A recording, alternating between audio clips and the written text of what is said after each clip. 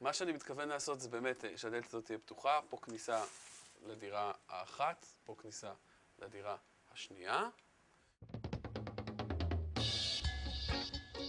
יש לי תוכנית ראשונית, שזה למעשה חדר אחד, חלק שני.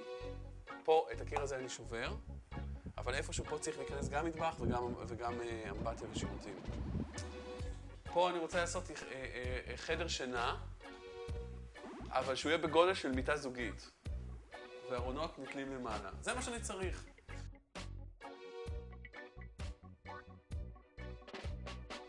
זה יישבר, פה יבוא מטבח ושירותים, מקלחת, בלה בלה בלה בלה בלה. על אותו עיקרון, חדר הזה יהפוך לחצי חדר שינה וחצי סלון. פה אני אפילו אנסה טיפה ללקק את זה טיפה יותר, שיהיה יותר מלוקק.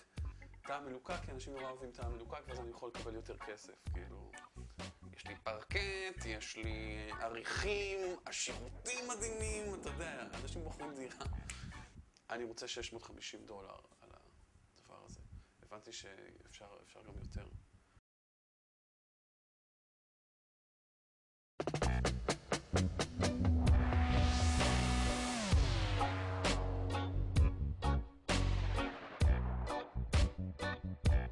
בעצם כשחיפשתי את הדירה, אז חיפשתי דירה בלי שותפים לבן אדם אחד, ושאני אצליח לעמוד בתקציב של הדירה.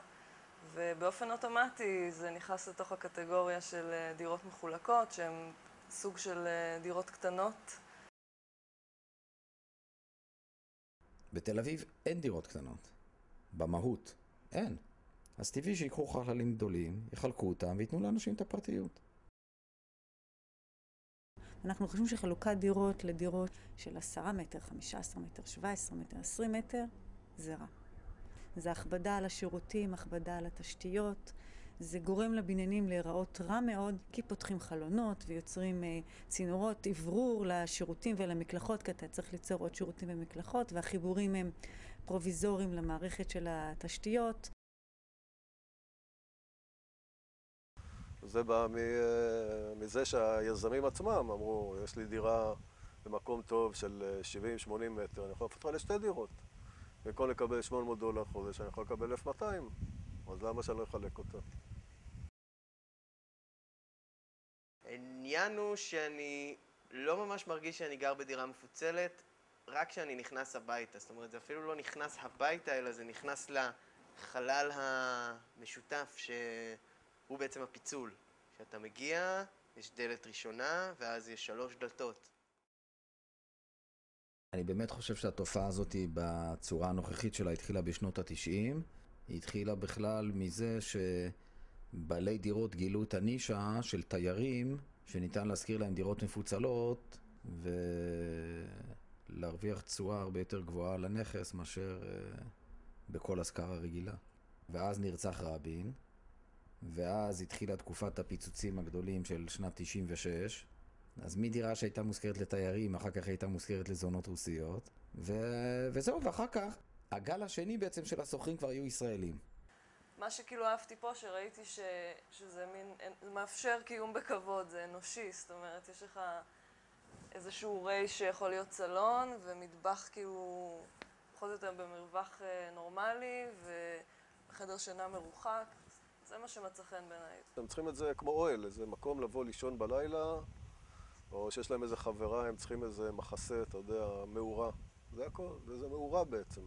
הצורך שיהיה לך חדר משלך, כמו שאמר וירג'יניה וולף, הוא צורך עצום וחשוב, והוא גובר על הצורך בלהתחבר ולחיות משותפים.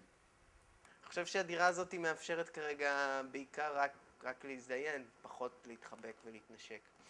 אולי אם יהיה ספה, אז אפשר יהיה גם להתחבק. אני חושב שבתל אביב הצורך בפיצול הוא יותר מהותי מאשר בעיר גדולה כמו ניו יורק. כולם מכירים את כולם, אתה הולך לרחוב, אין מצב שאתה תלך במשך יומיים ברחוב ולא תפגוש אדם שאתה מכיר.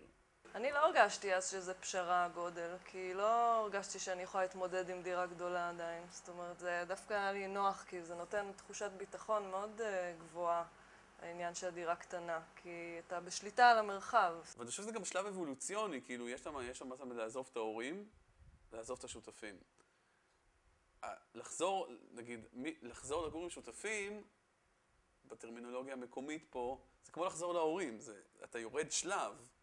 הרצון הזה תמיד להשתפר, שיהיה לך משהו יותר גדול, יותר טוב, עם יותר כיווני אוויר.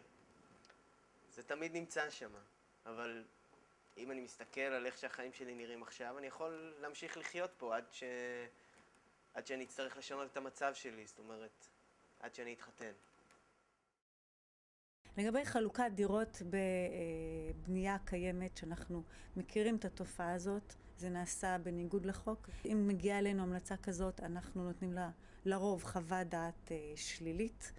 לא, אני מתחיל לפחד עכשיו מהעניין הזה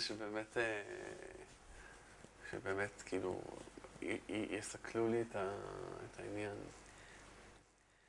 אז קודם כל, המינימום שהחוק דורש הוא בסביבות ה-30 מטר.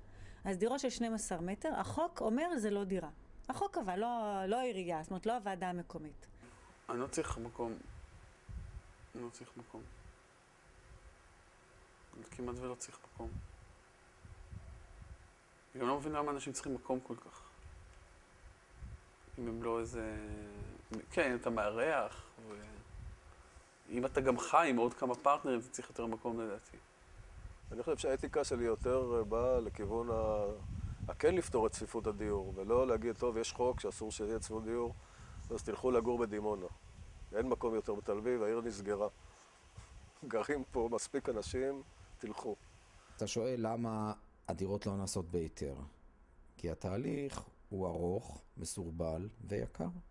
דורשים ממך היטל השבחה, דורשים ממך הסכמה של שכנים, דורשים ממך כופר חנייה. בקיצור, דורשים לך כל כך הרבה דברים שאומרים לך אל תעשה או שתעשה חפר. תראה, לא צריך היתר כי זה שינויים פנימיים, מבחינת היתר בנייה פרופר.